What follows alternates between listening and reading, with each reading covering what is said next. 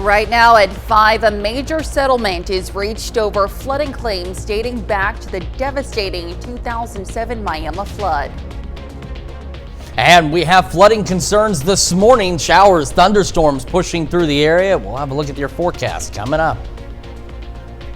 Plus, the Joplin Chamber launches a new initiative to empower women across the 4 states. The 4 states' most watched news starts now. Good morning and welcome to the KOAM Morning News. It's 5 a.m. I'm Elise Snowy. And I'm Chris Warner. It is Thursday, August the 28th, and the rain has arrived. It arrived yesterday, right. But really starting to ramp up this morning. So all of it's right on schedule, right on cue, but it is bringing renewed flooding concerns for some out there. We're going to start with a quick look outside downtown Pittsburgh. Again, we've got our cameras pointed to the southwest where the bulk of the thunderstorm activity is now, but the cloud base is so low, we haven't really been able to see any lightning. But I'll tell you, our lightning detector this morning has had anywhere from 400 to 500 lightning strikes in our region. So even though the storms aren't severe, and they aren't expected to be, there's still quite a bit of lightning with these storms. MoDOT camera 20th range line in Joplin looks good. Okay, so here's a look at our current flood watches. You can see from yesterday, from noon, they have been expanded across most of southeast Kansas, northeast Oklahoma, and a good portion of southwest Missouri as well. And then on top of that, we do have some flood warnings. So we're going to start up here around the Chanute area. And so from Humboldt back down to Chanute, this is for the Neosho River. Minor flooding is forecast at this point, but still, you've got to watch out. Then we'll head back to the southwest, heading down toward Neodesha and Fredonia. Again, this is still for minor flooding, and that's at least some good news, but nonetheless, flooding is still going to be a concern. You've got to watch out for those roadways that are susceptible to flooding as well. And we also have this flood warnings into Newata County. And again, minor flooding forecasts for the Verdigris River near Lenapaw. So outside of that, we've got showers, we've got thunderstorms. They've really started to pick up out there in coverage in the last hour or so. A lot of this was fairly scattered, but this line, especially back into northeastern Oklahoma here, has really been filling in. And again, with the radar, the way we've got it set up on our other system right now is it's seeing roughly the same view. And we're right now sitting at 416 lightning strikes. And again, at the peak here, we were up to 500. Now, this activity is pushing south and east, but watch here. You can see it's developing back to the northeast. So we'll continue to see fill in on these storms, and that's why we've got those flood watches and those flood warnings. Now, once we get to noon, some lingering showers and storms, but we're going to start to see them dwindle down. By 3, I think we should be about done. Maybe a stray sprinkle or two trying to hold on into the afternoon, early evening, but we should otherwise be done with the rain after 3 and just left with cloudy skies. Our temperatures this morning, not a lot of movement and not a lot of movement expected through the day. Low to mid 60s as we get this day underway. Kids getting on the bus, they're going to want that umbrella. And with the thunderstorms, if you're taking them up there in the car, might not be a bad idea to keep them in the car until the bus gets there. 62, mid 60s by lunchtime, recess time, and still thunderstorms. So probably staying inside today. Upper 60s and cloudy when that bus brings them back home. So again, rain should wrap up by 3. We'll have the thunderstorm chances out there first half of the day. Low 60s by 9, mid 60s by noon. Upper 60s at 3. See what I'm saying? These temperatures don't move a lot. Eventually, highs right around the low 70s with a southeast wind occasionally gusting upwards of 20 miles an hour. We're going to have another look at these thunderstorms, talk about where they are, where they're going, and how our holiday weekend is shaping up here in just a few more minutes. Elise? All right, Chris, thanks. Well, Miami, Oklahoma reaches a settlement in a years-long legal fight over flooding that damaged hundreds of homes and businesses. The Miami City Council unanimously approved a $10.5 million settlement with the Grand River Dam Authority. The lawsuit claimed the GRDA's operation of the Pensacola project caused repetitive flooding in Ottawa County, particularly during the devastating 2007 flood. The settlement will be divided among the parties, with 1/3 going to attorneys, while the amount falls short of what residents hoped for. Mayor Bless Parker says the resolution allows the city to move forward. After 17 years, the litigants were tired. A lot of the litigants had passed away. A lot of the litigants had moved away because of flooding. So it really wasn't what we were wanting. But what we heard from the people last night was, we're tired, we want to get what we can get and move past this. The settlement frees up city resources to focus on flood mitigation projects and infrastructure improvements. Miami officials plan to continue fighting the GRDA during upcoming federal energy regulatory commission relicensing proceedings. Well, now you can stay up to date with the latest news, weather, and sports with the KOAM Plus TV streaming app. It's available on Amazon Fire TV, Android TV, Apple TV Plus, and Roku. It's also available on our news and weather apps as well as our website. Watch live streaming anytime, absolutely free. The KOAM Plus TV streaming app. Well, the Joplin Chamber is launching a new initiative in November designed to empower women across the 4 states. It's called the Bold Women Summit. More than 80 volunteers are helping to plan the event, including 6 committees dedicated to marketing, sponsorships, and attendee experience. The summit will focus on more than just career development, providing tools that can be applied to work, home, and everyday life. It's an opportunity to showcase some of the incredible women making a difference in the region, and not only that, they're inviting men to take part as well. It really was an idea birthed out of just creating more women's initiatives in the 4-state and regional area. I realized early on we don't really have any of those initiatives, and when I transitioned over to the chamber, that was one of the very first questions I asked was, why don't we have this? Well, the summit is set for Tuesday, November 18th at the James River Church in Joplin. Pre-registration is required. You can find more details about Bold on our website at KOAMnewsnow.com. The city of Joplin announces the date for its surplus auction. Buyers and collectors can head out to the event for a number of items, everything from computers and tools, machinery, Christmas ornaments, you name it. This year's event will take place on Saturday, September 13th at the Street Maintenance Barn at the Public Works Center on 1301 West 2nd Street, starting at 9 in the morning. You can find a complete list of auction items on our website. That's, of course, KOAMnewsnow.com.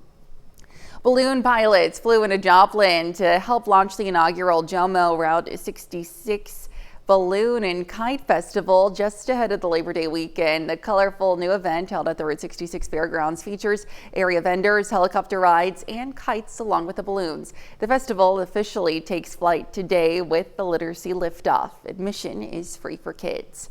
And that's a look at this morning's top stories and weather. Coming up on the KOAM Morning News, a Minneapolis community comes together in grief after a deadly shooting at a Catholic church during Mass. Plus, new research from the UK suggests a potential breakthrough for people struggling with insomnia. And we're tracking rain chances in the 4 states. Chris returns with another look at your Thursday forecast. You're watching the KOAM Morning News. Time now, 5:07. We'll be right back.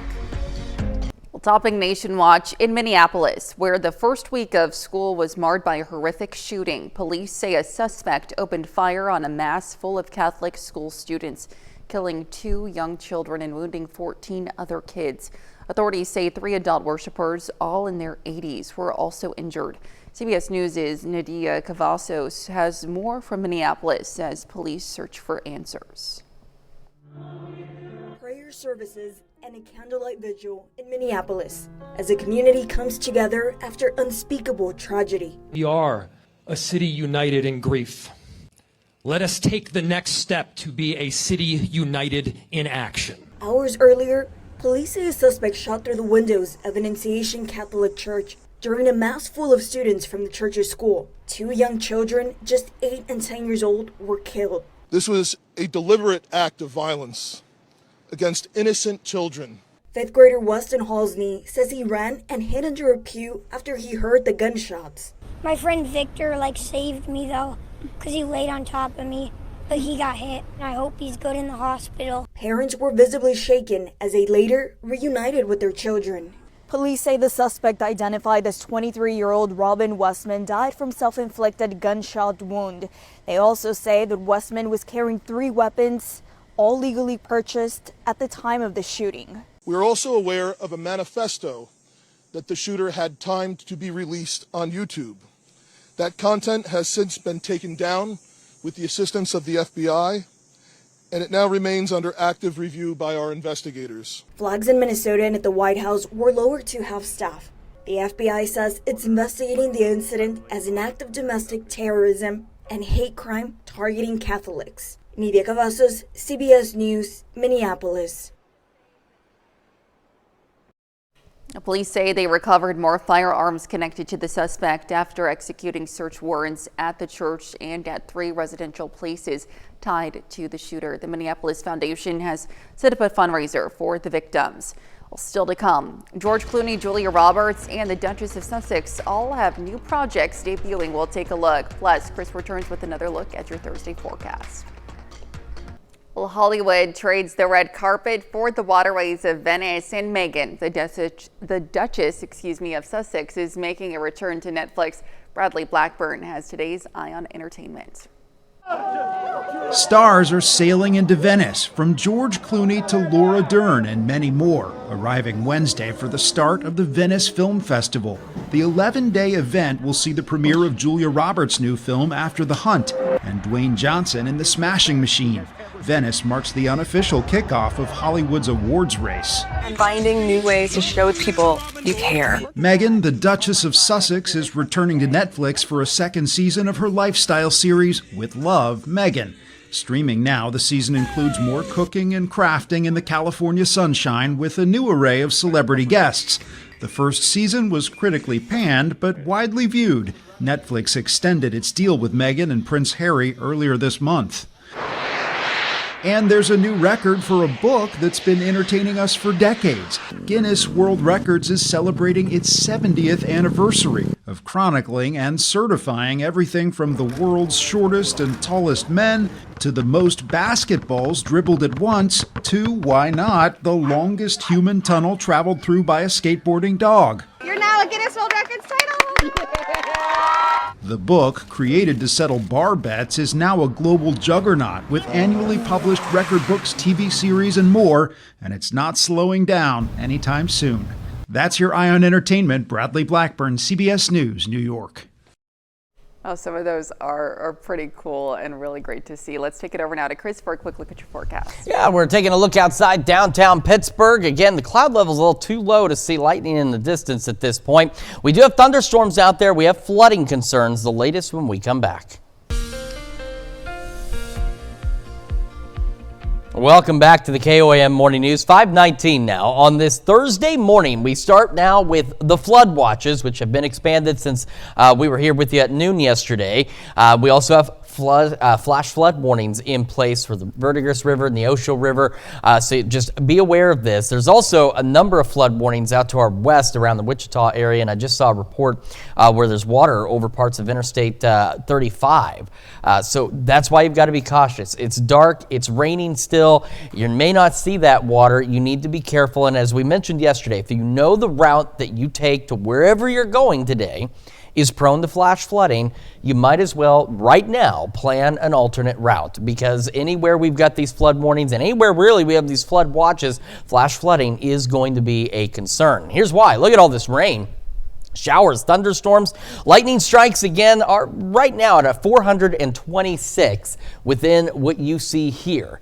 It's 426 lightning strikes. Now, again, we don't have severe weather, nor are we expecting any, but these thunderstorms producing very heavy rainfall and obviously a lot of lightning, and that lightning itself is dangerous. So do be cautious as you're heading out this morning. Now, the activity itself has been kind of pushing southeast, but really, if you look here in the last, I'd say 20 or 30 minutes, it seems almost, and maybe it's just the way it's developing, it seems almost that it's starting to turn a little more easterly, and you can see how quickly this activity is filled in and flared up from Oklahoma back into southeastern Kansas, and it has expanded a bit in coverage to the northeast. But either way you paint it, it's a lot of rain in a short order, so to be cautious out there this morning.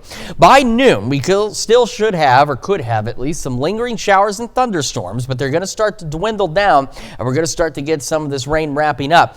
And Future Track is hinting at maybe a few isolated showers later this evening, still hanging on. I think by 3, though, the bulk of our rain is done. We're going to be left with cloudy skies and be a bit breezy today, but we will be dry. We'll have mostly cloudy skies overnight, and we're also looking at the potential for fog tomorrow morning. So that's something else we want to keep an eye on. And of course, we'll have the fog tracker here for you. But otherwise, Friday, it's showing some pop-up showers. Not likely, but we are looking at mostly cloudy skies for our Friday. However, by late Friday into Saturday, we should start to go partly cloudy, and again, part of our holiday weekend at least looks pretty good out there. All right, so here we go. Thunderstorms through the morning hours. Low 60s. Look at these temperatures. That's not me being lazy, and that's not a typo. They're just not really going to move a lot today. We're just going to kind of hang out low to mid 60s through the morning hours. We should eventually, and it won't be until a little later, reach highs about the low 70s. Some of you may only make the upper 60s out there. And if some of you, especially in our northern counties, get a little clearer, a little faster, get a little more sunshine through the clouds, you might be a pinch warmer, but not very likely. Southeast winds, by the way, gusting upwards of 20 miles an hour. Again, mostly cloudy through the evening, mid 60s by 10, low 60s overnight, and then patchy fog after about 3 a.m. is going to be something we'll want to watch out for as we start our Friday. A bit warmer, upper 70s. Holiday weekend looks good. Some pop-up storm chances showing up for Labor Day itself, but still not bad otherwise. And it's a low chance, but it is there. We do get hot and even a little above normal into the low 90s next week. And then temperatures fall back down in the second half of next week, right around the mid 80s. Let's check your forecast. We're going to toss it over now to Elise with Health Watch. All right, Chris, thanks. Well, kids' unhealthy diets could be linked to a severe form of asthma. A Children's Hospital of Philadelphia study found fatty foods that cause obesity can also cause lung inflammation in children. Researchers say these dietary fats, often found in processed foods, can even cause asthma in children who aren't obese. This type of asthma is even more difficult to treat than allergic asthma. Well, new research suggests cannabis-based products could help insomnia. A study in the UK monitored insomnia patients for 18 months and found patients reported taking cannabis-based medical products reported better sleep quality. The patients also reported less anxiety and depression, but more research is needed to see if the products are safe and effective as treatment for the common sleep condition. And does your partner ever ignore you to look at their phone? Well, it could be causing some lasting harm.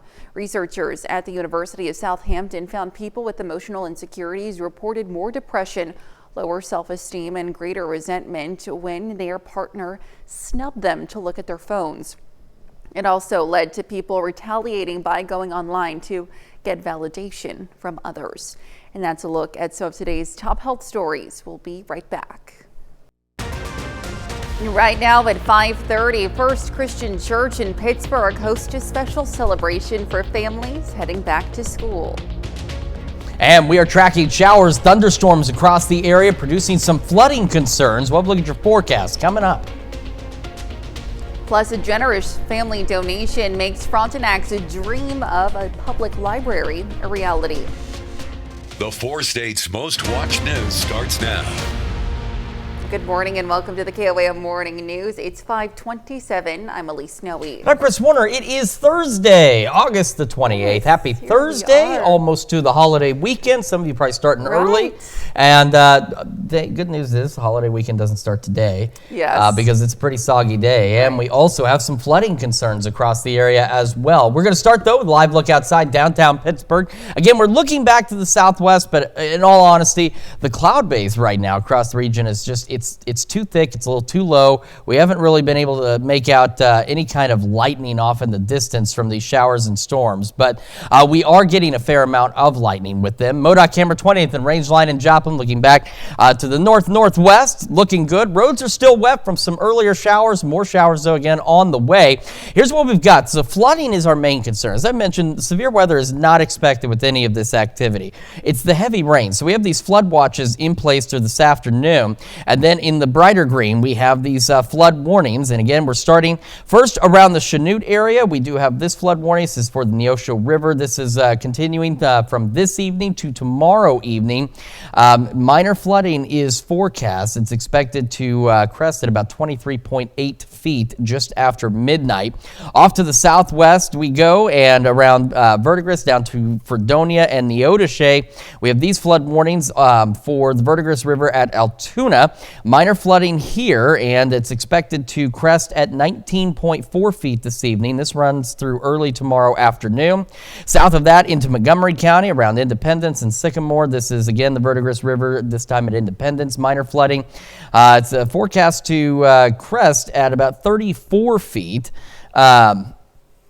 And so this is going to run until late Saturday morning. And then we have one more, also same situation, back down into Nowata County, the Verdigris River near Lenapaw. This one's going to run through tomorrow morning and expected to crest at 30 feet just after midnight tonight. And that's what flood stage is. That's what we have that's active right now for flood warnings. But flash flooding is also a pretty big concern because these storms are very slow moving. They have picked up in intensity in terms of heavy rain. And they're also producing quite a bit of lightning. Strikes have actually come down a bit. We're below 400 for the first time. Well, okay, it's jumping back up. I've got a live lightning counter on our other screen here. Now it's back up to 400. So 400 and now 5 lightning strikes out there. So even though, again, the storms are not severe, nor are they expected to be, that lightning is still dangerous, can still be deadly. So you want to make sure that you're taking precautions heading out this morning, getting the kids on the bus. You want to watch out for that lightning because, again, it is dangerous on its own. Now, this activity was really moving southeast, but now it's starting to take, if you watch in the last half hour, it's starting to take a slightly more easterly jog, so kind of an east-southeast trajectory for it now. And again, that's why those flood watches are for areas that aren't seeing this heavy rain yet, because some of this could push to the east. By noon today, we're looking at maybe a few lingering showers and thunderstorms, and I think by about 3 o'clock, it should be done. Future Track's thinking maybe a sprinkle or two will be possible this evening. Not out of the question, but I think the bulk of the rain will be done by 3. Our temperatures are not going to move a lot today. We're in the low to mid 60s right now this morning, and that's really about where we're expected to kind of just hang out with a little warming taking place late today. So kids getting on the bus, thunderstorms, some heavy rain out there, low 60s, mid 60s at lunchtime, still some scattered storms, and then cloudy skies when the bus brings them home and into the upper 60s. As I mentioned, temperatures don't move much, low 60s by 9, mid 60s by noon, upper 60s by 3. Should about make the low 70s, and it'll be a bit breezy. Southeast winds occasionally gusting to 20. We'll have another look at these showers and thunderstorms, have the latest on those, and how the holiday weekend is shaping up here in just a few more minutes. Elise? All right, Chris, thanks. Well, the rain didn't stop the First Christian Church in Pittsburgh from hosting a back-to-school celebration last night.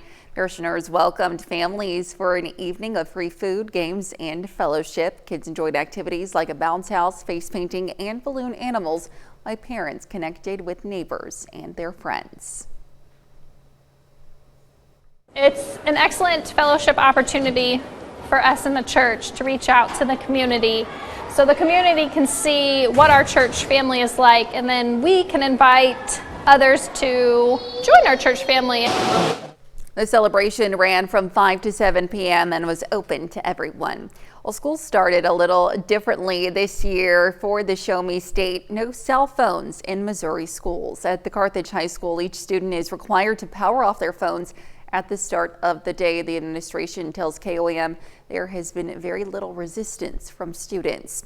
And the shelves of the Frontenac Library are being filled as they prepare to open in the coming months. The town's first public library is made possible thanks to a more than $4 million donation from the Tavella family. The site has roughly 14,000 books, digital resources, a community room, and the new Heritage Hall Museum. The library also has McKay Street Coffee House, which is already open to customers. The library director says he wants the location to be a gathering place for the community. I think creating a space where the entire community can come in and gather together to whether it's enjoying a book study or enjoying a cup of coffee. I think it brings together, a sense of community. Staff hope to officially open the library's doors in November, with the program beginning in January. A Missouri Southern alum is making a change right in the heart of Joplin. Artist Eric Hahn is the creator of the mural Heart Joplin, seen right here. He has painted over 30 of these around the city. As KOAM's Lonnie Walton reports, Hahn says the goal is to let locals know that Joplin is a place of love, peace, and acceptance. But when it's on like a wall like this, this is seen by thousands of people. Eric Hahn is an artist and a Missouri Southern alum. He's on a mission to bring joy to his community through his artistic talent. That's why he created the mural Heart Joplin. Started in, I think, 2021 painting these hearts, and I've just been painting them on different buildings and businesses and trying to unify the town, trying to create love and spread love. And making things better is exactly what he's doing, according to marketing director Abby Morris from Missouri Southern. The second that the heart was finished, people were magnetically drawn to it.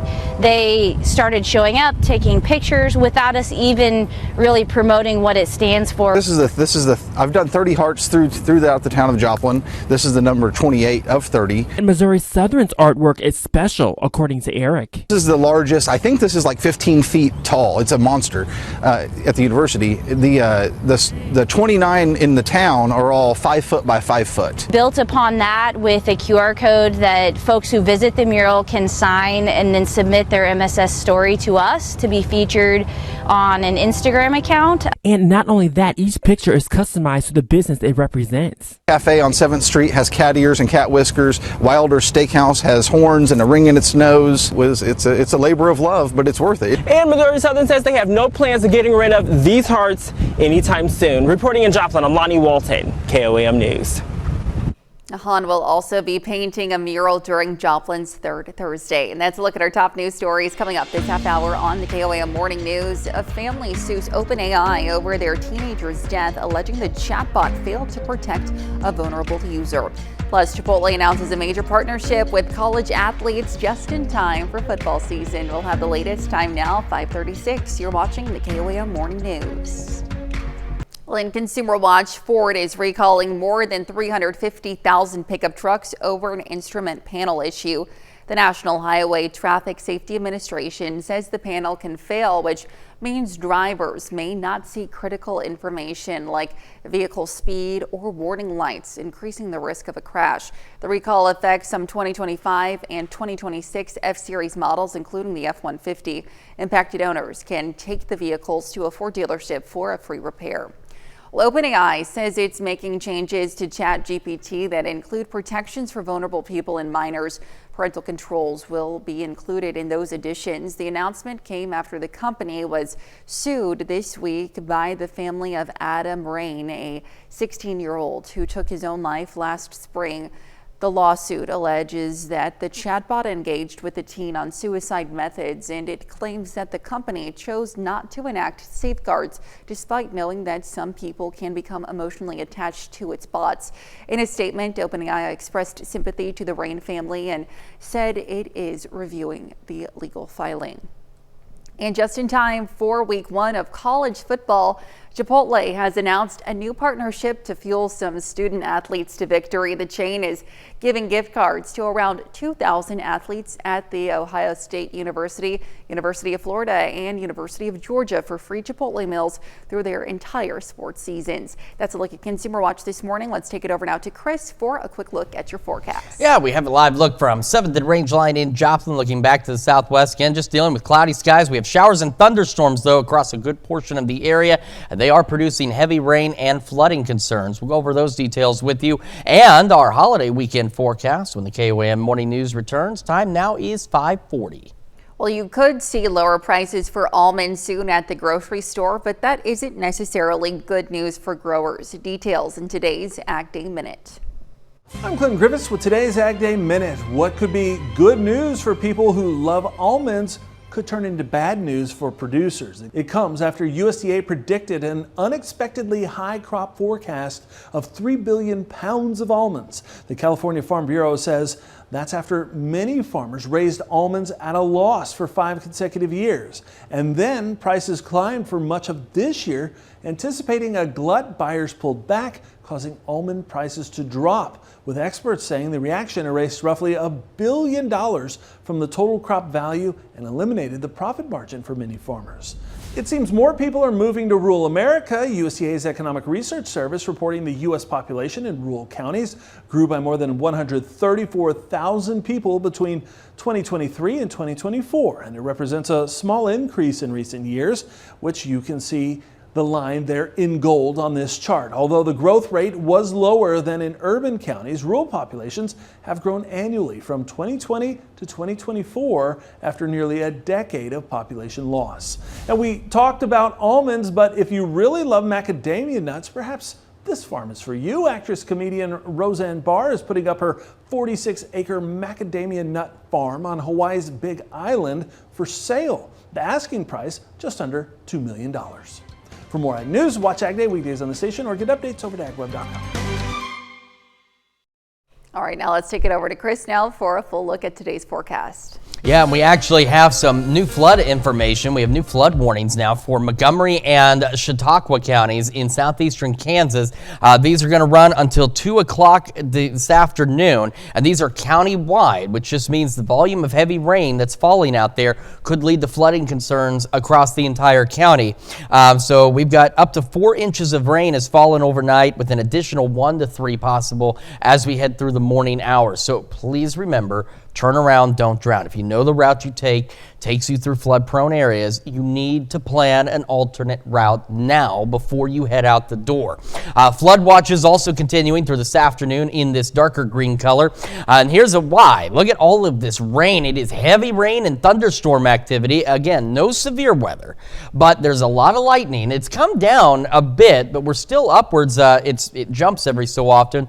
We're around 350 to 400 lightning strikes in our region here. So everything you're seeing here, there's nearly 400 lightning strikes. So you got to take precautions there as well. But very heavy rain. Grove stretching back into Veneta, Nowata, back up toward Coffeyville, Independence, and continuing northwest just south of Eureka, where this heavier rain is falling. Now, most of this activity have been moving southeast, but really it does seem as within the last, since about 5 o'clock or so this morning, some of it's starting to take a more easterly turn, and activity back behind it also seems to be kind of supporting easterly movements. So that's why we have those flood watches outside of zones where the rain isn't right now, because the rain is expected to increase in coverage as we go through the morning. Now, by the time we reach noon, what's out there should be in the process of winding down. Scattered storms still possible through the lunch hour. Then we'll start to see just some showers, and by about 3 o'clock, I think we're done. Future tracks suggesting maybe a stray shower or sprinkle is possible